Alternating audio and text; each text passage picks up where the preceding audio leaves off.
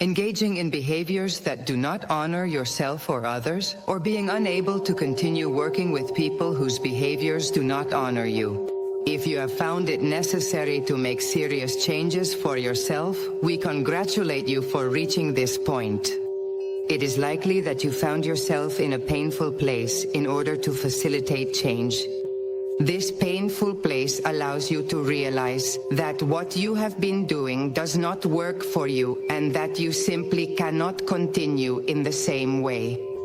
It is from this space that you will open yourself up to exploring other options. If you need to change, the first step is to submit yourself to the guidance of your higher power. Ask to be shown the next steps and to be given the assistance you need to help you navigate your change. Make your wisest choice at every moment. Try not to overwhelm yourself by taking on too many things at once. You are building a new foundation for yourself.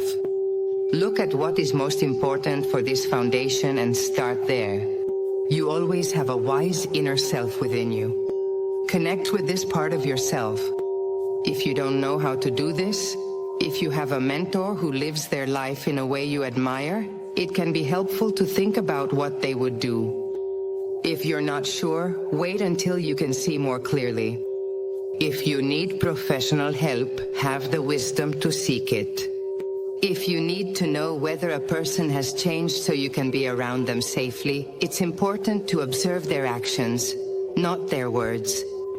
Real change is not instantaneous, but rather the result of awareness.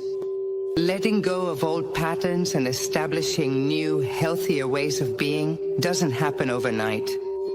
It's a process.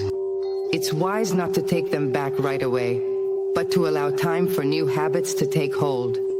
They don't have to be perfect, but they do need to show consistent effort, introspection, personal responsibility, and a commitment to improvement, not just to achieve a result, but as a genuine expression of who they are.